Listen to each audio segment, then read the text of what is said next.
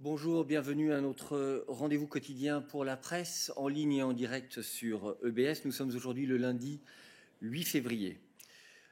Comme vous le savez, la réunion du collège aura lieu demain après-midi, étant donné que c'est une semaine dite séance plénière de Strasbourg pour le Parlement européen. Mais je ne peux pas encore vous confirmer les points qui sont à l'ordre du jour de l'agenda, car la réunion hebdomadaire des chefs de cabinet est en cours à l'heure où je vous parle, et donc nous vous informerons ultérieurement des points qui seront à l'ordre du jour demain, ainsi que des événements médias qui sont prévus suite à la réunion du collège. And now I pass the floor to Peter for an announcement on this year's Brussels conference for Syria.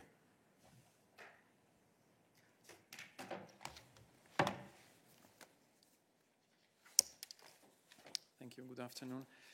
Well, despite the current pressing global challenges, the European Union is not forgetting the plight of Syrian people. And that is why we will host this year again the Brussels conference on supporting the future of Syria and the region.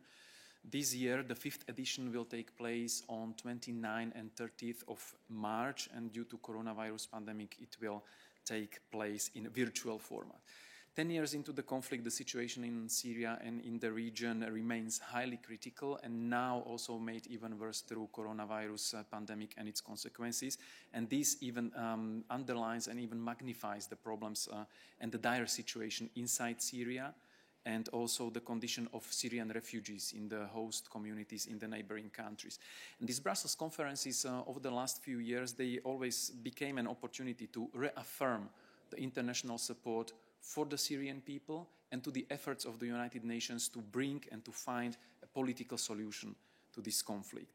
The Brussels conferences also serve to mobilize the necessary financial support to cover the needs of Syrians and the host communities, as well as to engage with the civil society. And more details about the program and modalities of the 5th Brussels conference on Syria will be announced closer to the date of the event, which will be on 29th and 30th of March. Merci beaucoup, Peter. Finalement, je tiens à vous rappeler qu'à 13h, nous vous offrons encore un briefing technique off the record sur la facilité pour la reprise et la résilience. Donc, je vous remercie de poser vos questions liées à la facilité lors de ce briefing. Et maintenant, nous pouvons passer à vos questions. Et je passe la parole à Diego.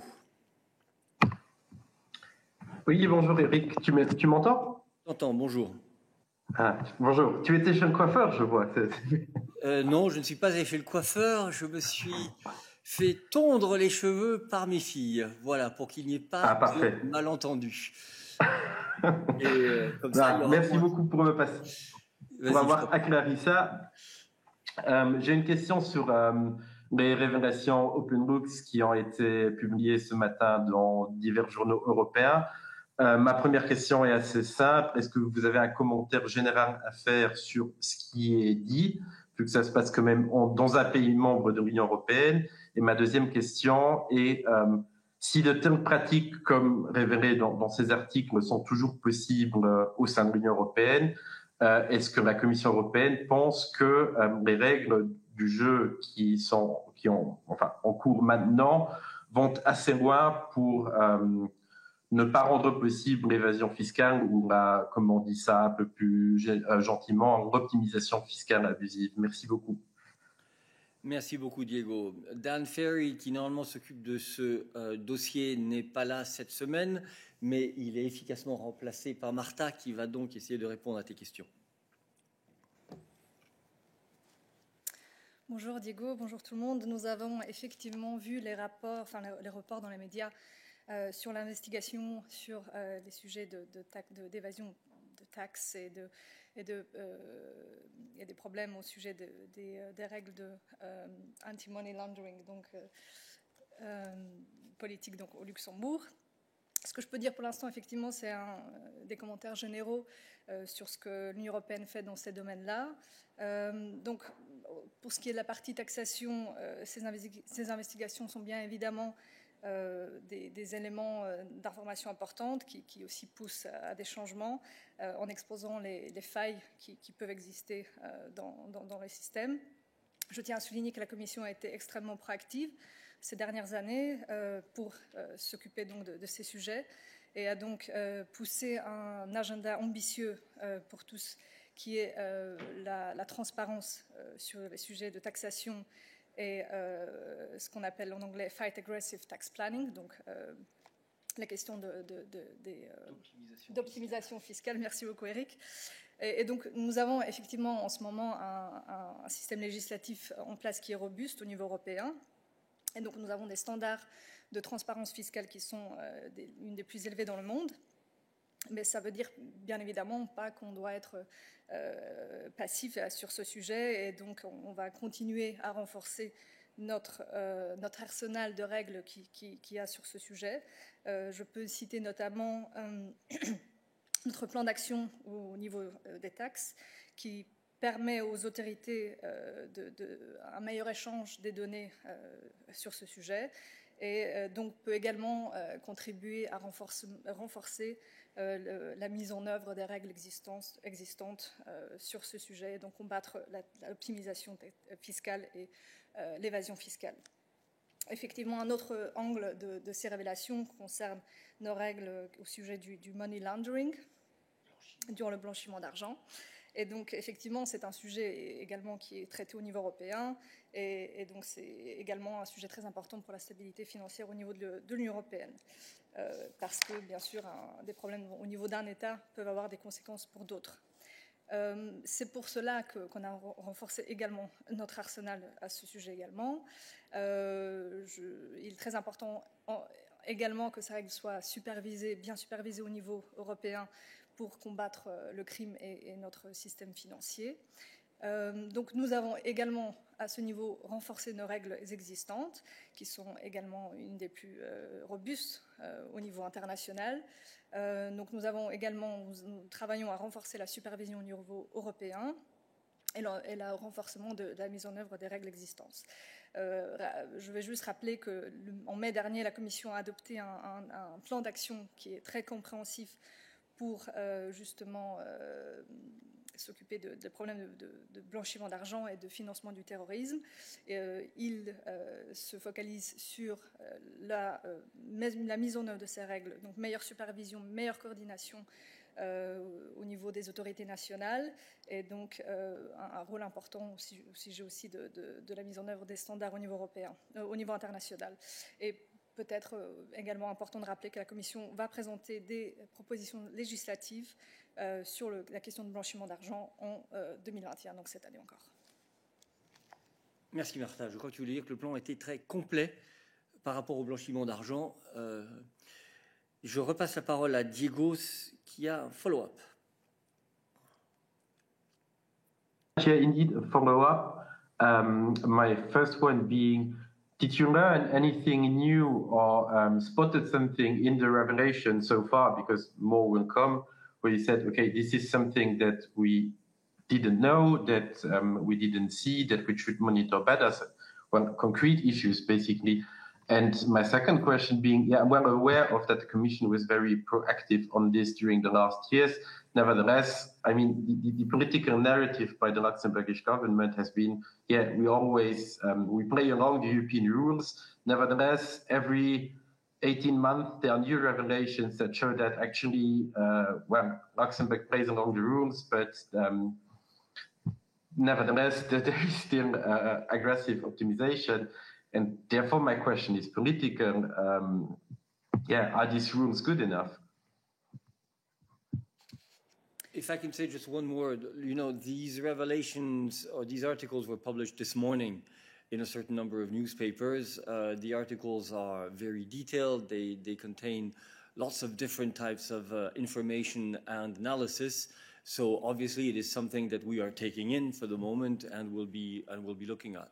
I don't think that we are here in a position to tell you what exactly are the lessons to be learned already now from what, as you say yourself, is probably just the first stage in publication of articles on this. So let's see what comes out. And of course, the Commission will, as always, digest the information and see what consequences can be drawn from it, just as part of the regulatory framework that is now in place stems from previous investigations over the past years. So I think that, you know, this is the stage we are at. We're not here going to react off the cuff to these revelations. We're going to take our time to see what else is coming, digest the information, and see whether and what type of action is necessary.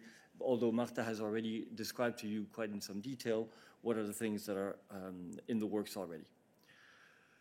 Y a-t-il d'autres questions pour nous aujourd'hui sur ce sujet? Griselda. Merci. J'aurais voulu poser, je le ferai plus tard, une question sur la politique extérieure, mais là, mon sentiment, c'est que le problème de fond, et c'était déjà dans les débats au Parlement sur cette question, c'est l'utilité de la liste noire quand les problèmes arrivent dans des pays qui sont membres de l'Union et donc par définition hors de cette liste. Est-ce que vous n'avez pas le sentiment que les informations qu'on a pu lire aujourd'hui renforcent l'idée de que cette liste est un échec à niveau européen, puisque le problème qu'on a, c'est justement interne? Est-ce qu'il y aura une solution dans votre réflexion à ça? Merci beaucoup. Merci beaucoup. Donc effectivement, nous avons différents outils à la disposition. Pour les États tiers, nous avons effectivement ce qu'on appelle des listes noires. Au niveau de l'Union européenne, au sein de l'Union européenne, nous avons d'autres outils qui sont bien évidemment utilisés dans ce cadre-là. Je peux que mentionner le fait que nous monitorons la transposition des règles européennes. J'ai mentionné effectivement nos règles au niveau du anti-money laundering, donc blanchiment d'argent. Donc nous travaillons avec les États membres pour une application effective de ces règles. Nous lançons aussi des procédures d'infraction s'il y a lieu quand ces règles ne sont pas transposées de façon adéquate. Et donc, il y a également notre processus du semestre européen. Nous avons également donné une série de recommandations aux États membres sur les sujets de blanchiment d'argent et des questions d'évasion fiscale. Et le Luxembourg était un des pays qui a effectivement reçu l'année dernière, des recommandations à ce sujet. Merci. Y a-t-il d'autres questions sur ce sujet pour Marta? Jacobo. En fait, j'ai levé la main, mais je pense que c'est pour une autre question. C'est sur l'ABC, donc sur la dette, sur les manifestes des économistes concernant la condamnation de la dette. Je dois m'attendre peut-être à notre tour après, ou je peux la poser maintenant? Écoute, je ne vois pas d'autres mains. Il se trouve que la question s'adresse aussi à Marta, donc je t'en prie. D'accord. Donc, ma question, c'est, comme vous savez, il y a une centaine d'économistes qui ont proposé la condamnation de la dette liée au Covid. Christine Lagarde a dit que c'est interdit par les traités, qu'on ne peut pas faire une chose pareille. Vous êtes les gardiens du traité, vous êtes la Commission européenne. Est-ce qu'effectivement, les traités européens ne permettent pas la condamnation de la dette dans ces cas-ci? Merci. Merci beaucoup. Oui, effectivement, nous avons vu ces lettres d'économistes et effectivement, la présidente de la Banque centrale européenne a été claire sur ce sujet ce week-end lors des interviews, mais aussi dans le passé, dans le cadre de ses interventions au sein du Parlement européen, en exprimant effectivement, en clarifiant que l'annulation de la dette par la BCE était interdite par les traités, et notamment l'article 123 du traité qui l'interdit. Je n'ai vraiment rien à rajouter à ce sujet. Merci. Y a-t-il d'autres questions pour Marta aujourd'hui sur les affaires économiques? Merci de ne garder votre main levée que si c'est sur ce sujet. Nicolas. Bonjour.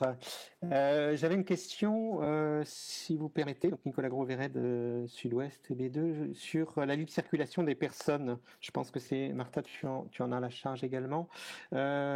Concernant les restrictions aux frontières sur le Covid, je voulais savoir si vous aviez instruit une plainte en manquement ou si vous aviez regardé la législation belge, par exemple, qui en fait n'octroie les déplacements professionnels qu'à les entreprises répertoriées en Belgique avec des employeurs belges, ce qui semble une claire discrimination. Et si je peux me permettre de façon plus générale, Eric, tu jugeras qui peut répondre. Je m'étonne que vous n'ayez pas encore commencé des procédures en infraction ou examiné, à moins que vous l'ayez fait, pour des procédures en manquement d'état de droit concernant au moins 2 pays que je connais mieux, la France et la Belgique, qui ont pris toute une série de mesures de restriction aux frontières sans consultation du Parlement européen, enfin de leur Parlement national, et également, je pense, sans notification à la Commission des restrictions au Code Schengen. Je vous remercie. Merci Nicolas. Ce ne sont pas du tout des questions pour Martha, mais plutôt pour Christian. Cela dit, je ne vois pas d'autres questions pour Martha, donc nous allons pouvoir passer à ces sujets et je vais passer la parole à Christian sur ces sujets. Merci Martha. Et Griselda, nous reviendrons sur les affaires extérieures ultérieurement, je ne t'ai pas oublié.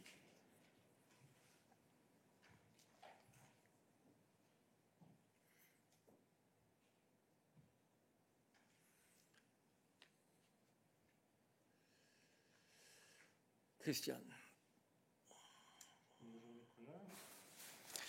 Alors, ce que je peux dire concernant la Belgique et les restrictions, il y avait en fait des contacts entre le commissaire Reinders et le Premier ministre De Croo. Je pense qu'il y a 10 jours, plus ou moins.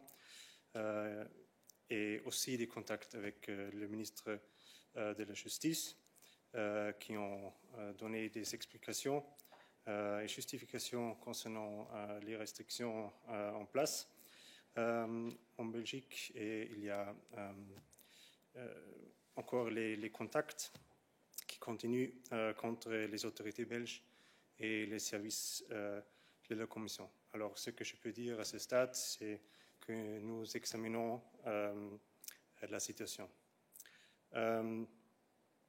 Plus généralement, ce que je peux rappeler est que selon la loi européenne, les restrictions de la libre circulation pour la raison de santé publique doivent toujours être non discriminatoires et proportionnées. Et bien sûr, comme je suis sûr tu sais, nous avons en place une recommandation qui donne plus de détails. On a récemment fait une mise à jour de cette recommandation en vue des nouveaux variants de coronavirus. Merci Christian. Y a-t-il d'autres questions sur la libre circulation? Nicolas, tu as un follow-up. Oui, tout à fait. Enfin, je comprends très bien que vous êtes en contact, mais le document belge est très clair. Il n'y a que les employeurs belges qui peuvent introduire une demande de dérogation pour leurs employés. On est franchement face à une discrimination claire, nette et précise. C'est pas du putatif. Donc, vous attendez quoi pour demander formellement une rectification de cette législation qui est franchement discriminatoire? Premièrement. Deuxièmement, est-ce que vous avez eu des notifications au titre du code Schengen de ces restrictions? Donc ça, c'est concret. Parce que je me rappelle très bien que toutes ces restrictions doivent être notifiées au préalable. Troisièmement, là, je me place sur l'état de droit.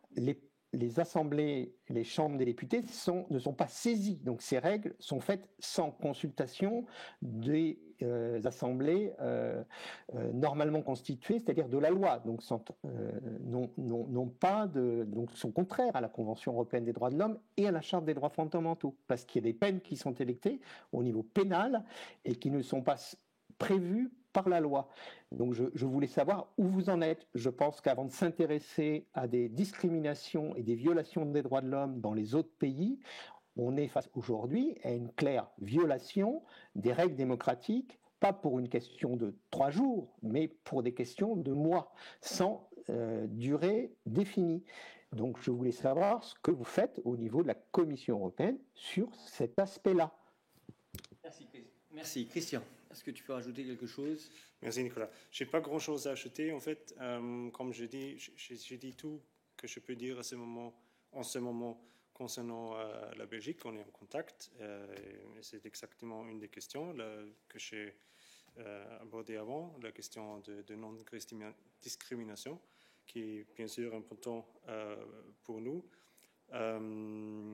Et concernant les notifications des contrôles frontaliers dans le système Schengen, c'est plus pour Adalbert. Je ne suis pas exactement sûr si dans ces cas on a reçu des notifications. Adalbert, est-ce que sur ce point tu peux fournir l'information? Bien sûr. Nous publions toutes les notifications que nous recevons de la part des États membres sur notre site web. Et effectivement, pour la Belgique, nous avons reçu 2 notifications concernant la réintroduction de contrôles aux frontières internes qui courent jusqu'au 25 février de cette année actuellement. Et en ce qui concerne la France, il y a aussi une notification, mais qui ne concerne pas spécifiquement l'urgence sanitaire, mais d'autres raisons de réintroduire des contrôles.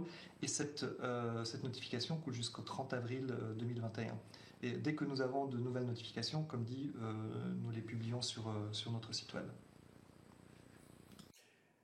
Merci beaucoup, Adalbert. Voilà ce que nous pouvons dire sur ce sujet aujourd'hui. Y a-t-il d'autres questions pour Christian aujourd'hui sur les questions de liberté de circulation dans l'Union européenne?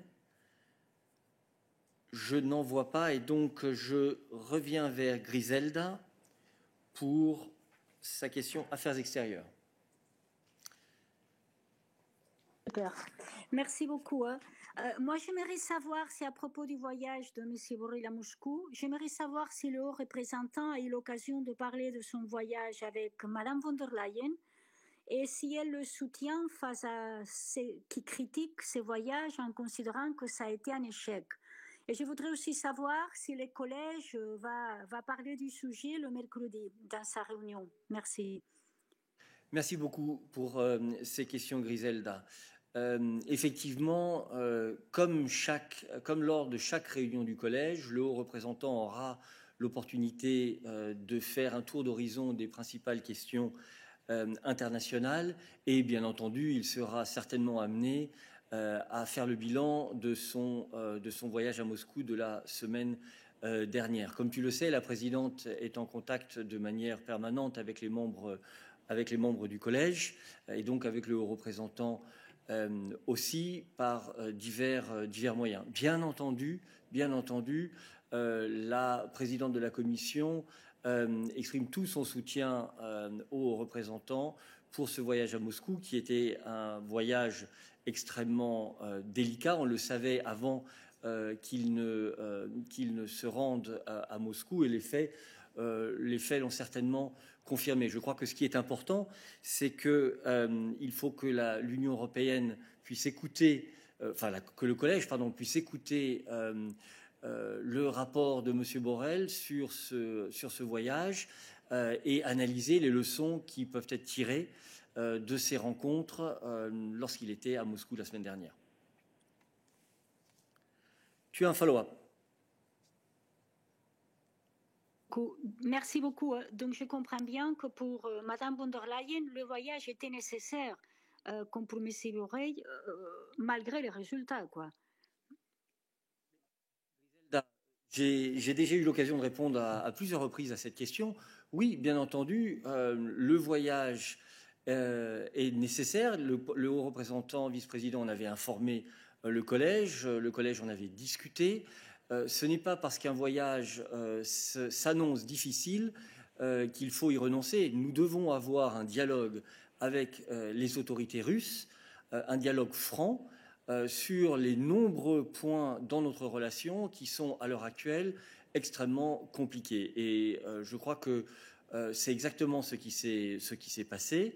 Un voyage n'est pas un succès ou un échec simplement sur base de ce qui se passe lors d'une fraction de ce voyage, mais sur l'ensemble des contacts qui ont eu lieu et sur les leçons qu'on peut en tirer sur notre relation avec la Russie ultérieurement. Et c'est certainement des points sur lesquels les commissaires auront l'occasion de discuter dans les jours qui viennent. Y a-t-il d'autres questions sur ce sujet pour nous? Please only keep your hand raised if it is on this issue. Richard. Yes, hello, thank you. Do you hear me? Yes, go ahead. Yeah. Okay, perfect. Thank you, Eric. So questions for Peter, a few of them. I've read Mr. Borrell's blog that was published last night, but what was the main deliverables from this trip? What did he learn? Secondly, does he have any regrets whatsoever? Thirdly, as well, can you confirm, which he's writing in his blog, that he actually learned about the expulsions of the diplomats via social media? And if that is true, can you then explain how it's even possible that journalists being thousands of kilometers away from this actually know this before him, having both Russian and EU diplomats around him? Thank you very much. Thank you, Richard. On your first question about the main deliverables, it was no secret, and the High Representative was very clear ahead of the trip to Moscow why he goes there and what he wants to achieve. And the main objective was to deliver firm, unequivocal, clear messages from the EU about the case of Mr. Navalny and about the state of our relations, about Russia's role and behavior in Europe. This was done. This was delivered very clearly and very firmly to the Russian counterpart. As you have seen in a blog of Mr. Borrell, the discussion reached sometimes levels of tension. So he was very clear. So he delivered. And the deliverable was, the result was what Eric just described, the reaction of Russian counterparts to the efforts of the EU to try to see if we can address the differences and neurologic points in our relations. And the reaction, which was received, basically is pointing to a direction which Russia wants to go in pursuing the communication or confrontation with the European Union. So in this case, the Russian reaction, both by the way how the visit was organized, by the way how the press conference was going, by the way what Mr. Lavrov was saying, by the way what the Russian authorities did against the European diplomats and against Mr. Navalny on the very same day, I think that offered very clear indication in which direction Russia wants to go. And this will now feed into the ongoing discussions among the member states, next one being on the FAC, during the FAC on the 22nd, and then among the leaders of the EU at the European Council in March, to see what consequences we will draw from this. On the regrets, of course he has no regrets that he went to Moscow. I mean, he's a diplomat, and diplomacy is about engaging also when it's not pleasant, engaging also with partners which are difficult, engaging on their home turf, to come there and to have the courage, instead of shouting from behind the fence or from the safety of a wall behind which you might be hiding, engaging with him on his home turf, telling him what we see, what we expect, and what we are concerned about. So, of course, there are no regrets. He needed to go. He delivered the clear European positions, clear European messages, and he got an indication whether there is a willingness to see how to overcome the existing differences and how to reverse the negative trend in our relations. And about the information, what the HRVP received about the expulsion of the 3 European diplomats, he stated it himself in the blog. I'm not going to comment on the procedures and processes. He learned about it during the negotiations. And of course, the source of the information is always one of the member states, because they are affected and they know about it. So this so much about this issue. But again, in the course of the discussion, reacting basically in real time, he stressed very clearly that he is condemning this decision, that there is absolutely no justification, that we are rejecting the justification put up by the Russian partners, alleging that these diplomats have been engaging in activities which don't go in line with their mandate and international treaties. And he stressed that this is unacceptable, and he stressed full EU solidarity. So again, in real time, he was delivering a clear European view to a counterpart, which is making it difficult to find improvements in the relations, and he was doing it on his own turf. So how else do you want to engage with the partner? Thank you, Peter. There's a follow-up, Richard. Yeah, sorry, Peter, I might have not expressed myself in the best way regarding the regrets. I wonder if you had any regrets specifically about the press conference, considering that some people, including members of the Foreign Affairs Council, clearly were critical of some of the things he said. Also, if I can have another question, if I may. I know that this was discussed at the midday briefing on Friday, but I'm still not clear about what the EU or the Commission response is, because when we talked about him visiting Navalny and not, I remember that Nabila said that would send the wrong signal because it would show that the EU somehow accepts his imprisonment. Now, I remember quite clearly that the former EU Enlargement Commissioner Stefan Füle, a man that you are very familiar with, Peter, since you were his spokesperson in previous times, he went to see Madame Tymoshenko and she was imprisoned in Ukraine, even though the EU didn't agree with her imprisonment. And I also remember around the same time that the predecessor of Mr. Borrell, Madame Ashton, visited Mohamed Morsi in prison in Egypt.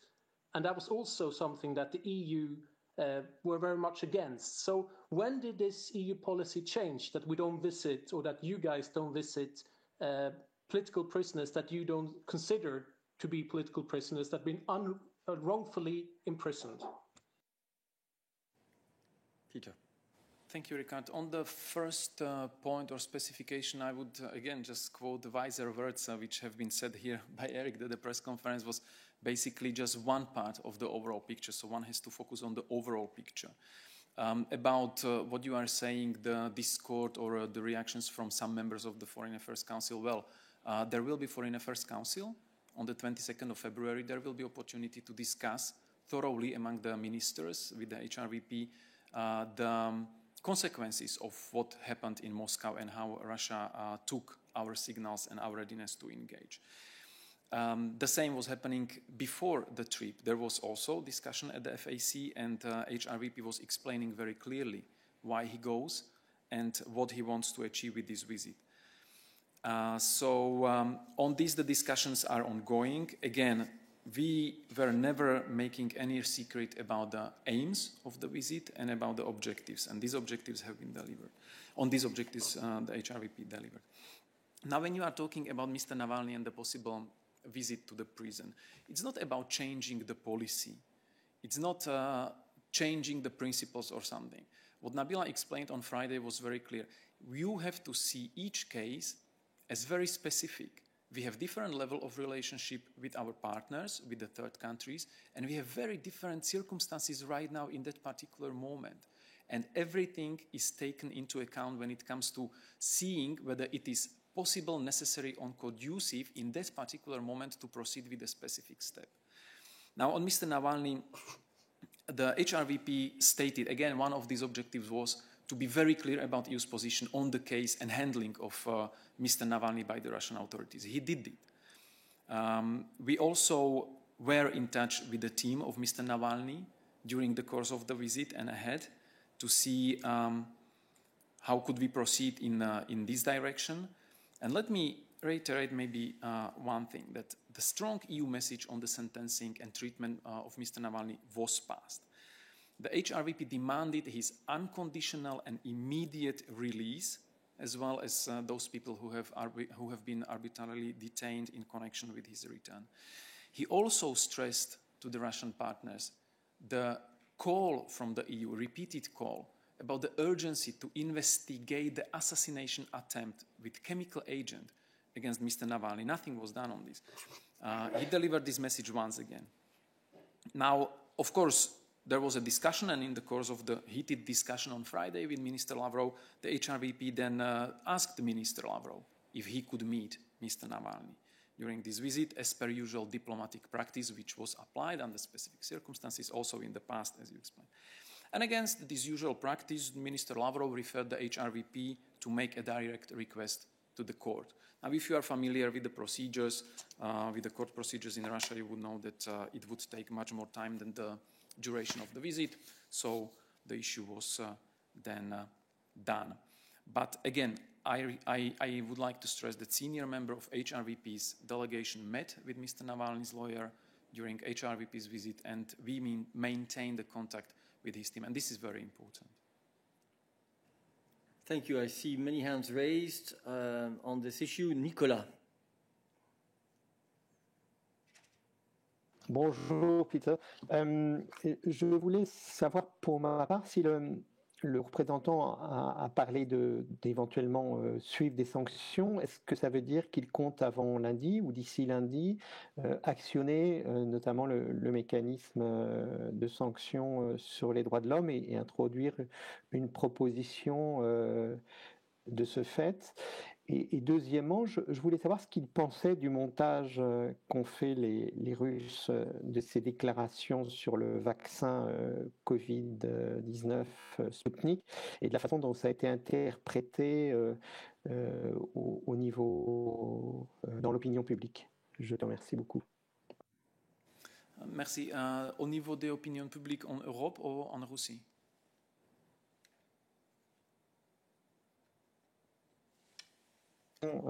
De la façon dont lui ou vous voyez ce montage en fait entre un ami critiquant le vaccin et un Joseph Borrell saluant le vaccin russe et de la façon dont ça a été, je dirais, utilisé par les Russes et donc est-ce qu'il a un peu pas l'impression d'être tombé dans un guet-apens très bien organisé par le ministère russe des Affaires étrangères? Merci. Sur le deuxième point, je ne veux pas engager dans ce domaine parce que ce sont les spéculations. Le haut représentant a dit qu'il a exprimé son opinion sur la nécessité pour trouver coopération globale et internationale pour affronter ces crises globales.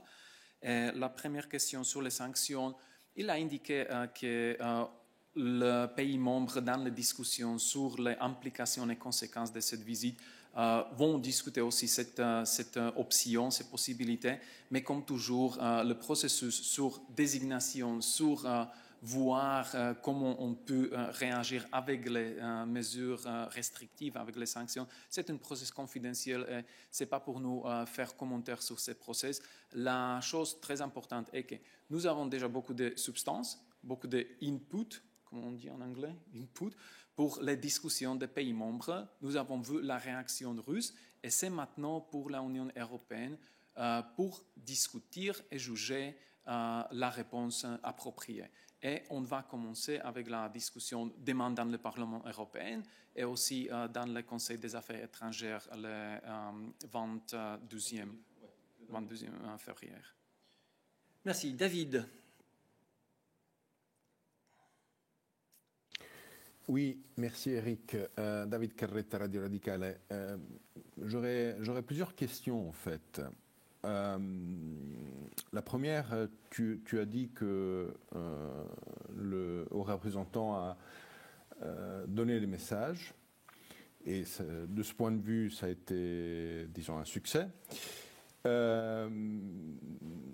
Mais moi, les messages que j'ai entendus, c'était silence pendant que le ministre des Affaires étrangères russe critiquait l'Union européenne et accusait l'Union européenne de beaucoup de choses que je ne crois pas étaient acceptables. J'ai entendu le haut représentant saluer le vaccin russe Sputnik 5 et se faire manipuler après par la propagande. J'ai entendu prendre les distances sur Cuba et là aussi à des fins de manipulation. J'ai entendu dire qu'il demandait la libération de Navalny, mais qu'aucun État membre avait demandé des sanctions. Ce qui, en fait, est faux, sauf si on parle de propositions formelles avec les personnes à mettre dans la liste, etc. Donc, je me demande s'il ne regrette pas le message qu'il a fait entendre au nom de l'Union européenne pendant cette conférence de presse, qui était peut-être seulement une partie du voyage, mais c'était la partie la plus visible. Deuxième question pour Eric. Il y a plusieurs députés européens qui sont en train de signer une lettre en demandant à la présidente de la Commission les démissions de M. Borrell. ou simplement sa destitution. Est-ce que tu as une réaction par rapport à ça? Merci. Je vais déjà répondre à la deuxième question parce que ma réponse sera brève. Je viens d'exprimer le soutien de la présidente de la Commission pour le haut représentant. Donc ça, c'est une chose qui est très claire. Et deuxièmement, tu dis que des parlementaires européens sont en train de rédiger une lettre. Nous ne l'avons pas reçue à ma connaissance. Et donc je ne peux pas commenter là-dessus. Mais la présidente exprime son soutien au représentant vice-président de la Commission. Sur la première question, je repasse la parole à Peter. Merci. Beaucoup d'aspects, mais sur les propagandes, je ne veux pas commenter. Ce sont les interprétations et les accusations, etc. Tout le monde a vu la conférence de presse, tout le monde a vu et comprend, j'espère compris aussi ce que le haut représentant a dit. Ce que M. Lavrov a dit n'était pas rien de nouveau. Il a répété que la Russe, que le gouvernement, les autorités russes répètent toujours. Les impressions russes sur les actions de l'Europe, et aussi un peu de désinformation, et les choses que nous connaissons déjà sont partie des répertoires russes.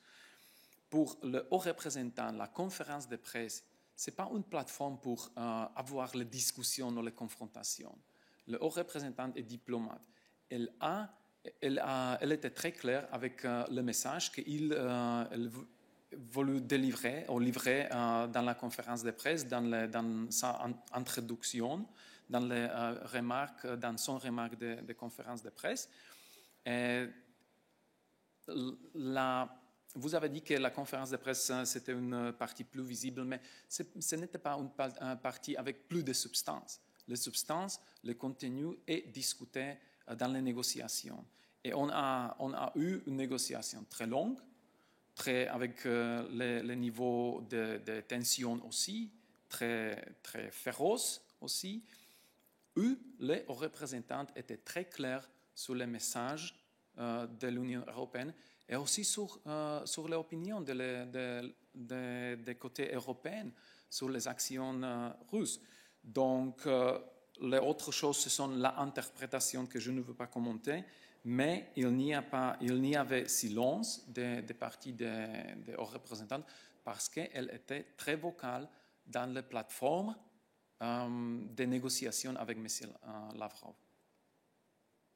Alors, pour rappel, nous allons terminer à 13h car nous avons un briefing technique sur le Recovery and Resilience Facility. Donc, je vous demanderai d'être bref. David, je te donne un bref follow-up, s'il te plaît, parce que tu as pas mal de collègues qui veulent la parole. Très bref, s'il te plaît. Oui, sur les sanctions, est-ce qu'il a menti en conférence de presse? Le haut représentant a dit que dans le moment qu'on a parlé, il n'y avait pas aucune suggestion ou proposition concrète. Voilà. Łukasz.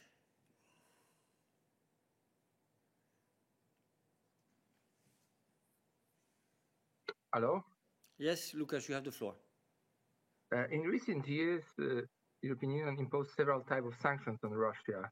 And could you give us a measurable effect of these sanctions? I mean, whether these sanctions have any impact on human rights in Russia, democracy, whether these sanctions have any impact on freedom of speech, on the situation in Ukraine, in Georgia. My question is are these sanctions effective, actually? And my second question, I would like to know whether Mr. Border was surprised, actually, what did he hear from Mr. Lavrov during the press conference in Moscow? I mean, whether he was surprised by this critique on European Union and United States. Thank you. Thanks, Łukasz. On the sanctions, you know very well that the EU sanctions are implemented and overseen by the member states. They also do the evaluation of how effective are the sanctions and how they work. But the impact of sanctions on Russia, I mean, there There are several frameworks of sanctions against Russia. We have the sectorial sanctions, we have the sanctions in connection to the annexation of Crimea, we have the sanctions related to the situation in the east of Ukraine and Russia's actions there. We have sanctions which were introduced in very quick response to the poisoning attempt against Mr. Navalny. Last year, 6 individuals and 1 entity were already sanctioned. And you know that these sanctions, they take their toll. I mean, when it comes to individuals, they cannot travel to the EU. Their funds are frozen. It is forbidden for EU individuals, for EU entities to make funds available to them. The sectorial sanctions, I think there has been already so much written and reported about how it affects the the Russian economy. So that's very clear that they have impact. Another impact is also they serve as an example also to our partners. There is a number of countries which align themselves with EU restrictive measures. And this is the case also with Russia. So our partners, countries in the accession process, partners in the framework of EAA, and also other countries can align with those sanctions, and they do on a case-by-case basis. And the sanctions, we keep stressing all the time that the sanctions are not the aim, they are not the objective of our policy. This is, at this stage, the only tangible instrument the member states are willing to use in order to show their displeasure or disagreement with actions of the partners. So there is an agreement by the EU 27 member states to sanction someone for something. And as I said, the review, the evaluation, how the sanctions are then biting is up to the member states. But this is a very important tool, but it's not the objective of the EU policy. David. Thanks, Eric. David Herzenhorn with Politico. Peter, I wonder if we could just clarify a few factual points that maybe were left open-ended from the press conference in Moscow on Friday. First, on this case in Latvia, where some individuals are accused, charged with violating sanctions, is there any question in the EU's mind that their human rights are being violated? The High Representative suggested this is a matter for the Latvian courts, but I'm not asking if there's a question about their innocence or guilt of the charges, but is there any doubt on the EU's part that their human rights have been put in danger? On the question of whether the EU is an unreliable partner, is there any basis that Lavrov has for saying that?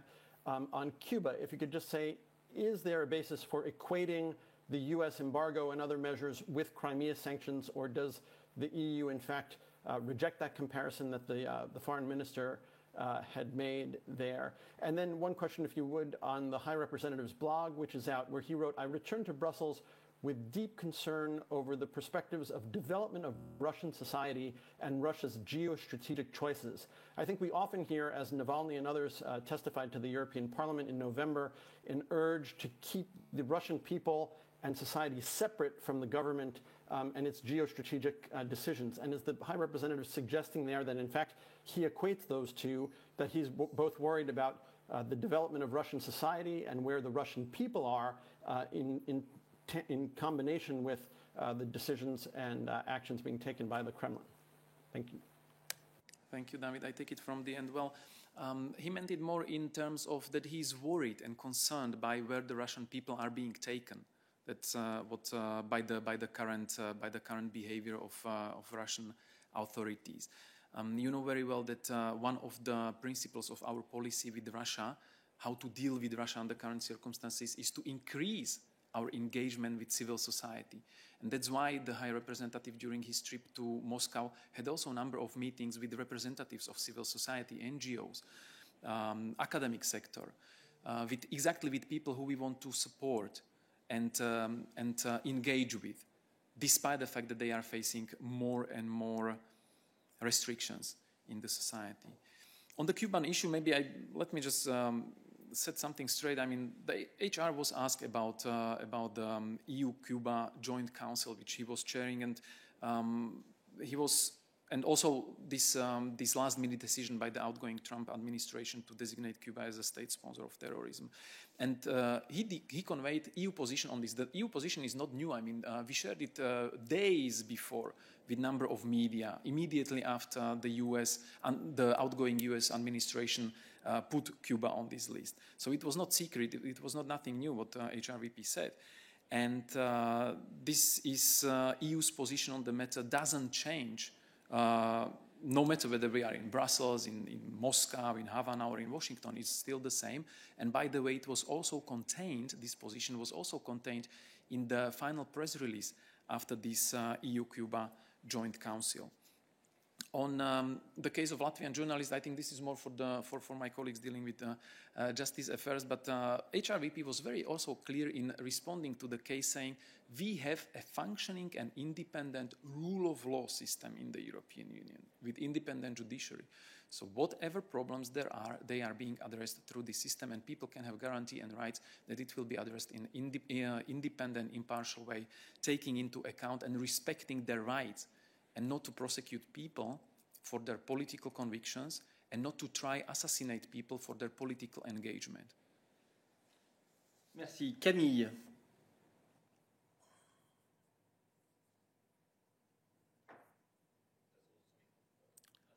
Entendez? Oui, vas-y. Oui. Ah, bonjour. Oui, bonjour, Camille Sérégé-Gesson de l'Agence Europe. J'avais juste une petite question. Si M. Borrell a appris pendant sa rencontre avec M. Lavrov le fait que 3 diplomates européens allaient être expulsés, je voulais savoir pourquoi il n'en avait pas parlé en conférence de presse, mais avait réagi par après par un statement. Merci. Merci pour sa question, mais comme nous avons essayé d'expliquer déjà, elle a appris sur cette nouvelle après la conférence de presse à la fin de la deuxième partie des discussions avec M. Lavrov sur le déjeuner. Okay, we continue on Russia. Athanasios. Thanks very much. Thank you. I will read from the HRVP's blog. Europe and Russia are drifting apart. It seems that Russia is progressively disconnecting itself from Europe and looking at democratic values as an existential threat. Now, this phrase means that we are now back to the pre-Glasnost and Perestroika era. We are back in the Brezhnev era of relations with that part of the world. And since back then we used to prepare when we had a neighbor that was like this, are you going to propose preparedness to the member states, specifically on the level of threats that now arise from such a neighbor, concrete preparedness, or are we in the Rocky IV mindset? You can change, I can change, and so forth. Thanks. Athanasios, I think I have answered that question in a way by saying that, of course, the High Representative Vice President will report tomorrow on his trip to Moscow, and that, of course, the Commission will hear what he has to say, and that this will feed into the reflection process of the College on our policies vis-à-vis Russia. So it is not here today that we can actually start to sketch out what would be the appropriate response from the European Union following this trip to Moscow. Joe, question on Russia. No, not on Russia. It was foreign affairs, but I'll leave you the contacting Ariana because I know you want us to finish. So cheers. Okay, please only keep your hand raised if it is on Russia. Augustine, I know it's on something else. I will go to Pascal Verdeau.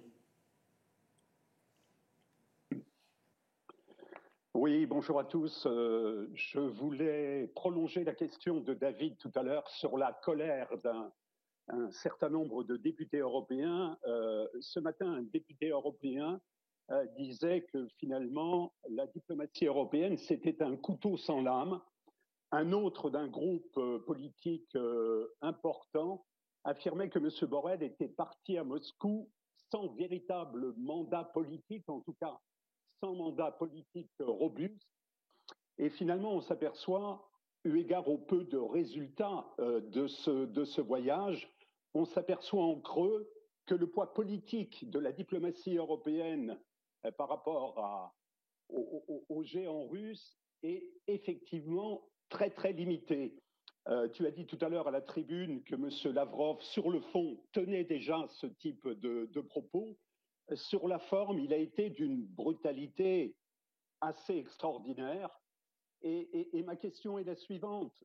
Est-ce que la Commission européenne, la Commission géopolitique, n'est pas en train de découvrir la brutalité des rapports de force avec une certaine naïveté du côté de la Commission. Je pense que la Commission européenne est parfaitement consciente de l'environnement international dans lequel nous nous trouvons et agit en conséquence. Donc il y a de notre côté rigoureusement aucune naïveté. Mais cela dit, comme tu le sais, que ce soit ici sur le podium ou lors de nos rencontres avec des interlocuteurs étrangers, nous faisons toujours preuve du sens de la mesure et de la courtoisie qui sied aux relations diplomatiques internationales. C'est une question peut-être de European Way of Life, de culture européenne, que de savoir distinguer la forme et le fond. Je crois que ce que Peter n'a pas arrêté de dire ici depuis le début de son intervention, c'est que le message qui a été passé aux autorités russes était particulièrement clair, et c'est un message qui vient du haut représentant au nom de l'Union européenne. Sur la forme, bien entendu, nous sommes et nous resterons toujours des personnes courtoises, mais en sachant très bien que nous connaissons très très bien quels sont les rapports de force et quelles peuvent être parfois les pratiques. Nous continuons pour 3 minutes encore, toujours sur les questions russes, et je passe la parole à Jacobo. Je voulais savoir, je vais la poser en anglais, concerning the Lavrov news press conference on Friday. Do you see any parallelism between Navalny and the Catalan independentist leader who tried to get an unilateral independence and are imprisoned in Spain? Do you see that there is a relation between both? Thank you. Thank you. Of course, what I said in the case of Latvia, the fundamental difference between Russia and the EU is in the way how the rule of law is understood, how it's enforced, and how the judiciary operates. In the EU, the member states have enough safeguards to make sure that the rights of people are protected and enforced because we have a functioning system of rule of law and independent judiciary. So, of course, this parallel was absolutely out of place, but it was part of the usual repertoire the Russian partners are using when they want to try to portray EU as someone having double standards. But this is not a new practice, and it is not a conducive practice because we've been debunking this with arguments and facts for a very long time. And what we wanted to achieve was to see whether Russia is willing to address the differences we have currently in our relations, which are at the historical law. And the response we got through the press conference, through all these related events, and also in the negotiations, is something that visibly goes in different direction. And this is the substance which will feed into the discussions of the college tomorrow, the EP discussion tomorrow in the afternoon, FAC on the 22nd of February, and the European Council in March. Merci. Et je prends une dernière question de Alain Franco. Oui, bonjour Eric et Peter, bonjour tout le monde. Une question sur donc la visioconférence qui, si j'ai bien compris, est organisée aujourd'hui avec nos partenaires britanniques et américains. Qui a pris l'initiative de cette réunion par visio? Qu'en attendez-vous? Est-ce que vous attendez un soutien clair des États-Unis et du Royaume-Uni? Et qu'est-ce que ça peut apporter au final dans la discussion précise sur Navalny? Merci. Merci Alain. C'est une rencontre par visioconférence d'un niveau de travail. C'est organisé par la Pologne, donc je pense que la Pologne est bien située pour répondre à vos questions. Merci. Ceci nous amène à la fin du midday pour aujourd'hui. Nos invités pour le briefing technique sur le Recovery and Resilience Facility sont arrivés. Et donc, pour ma part, je vous dis à demain. Merci.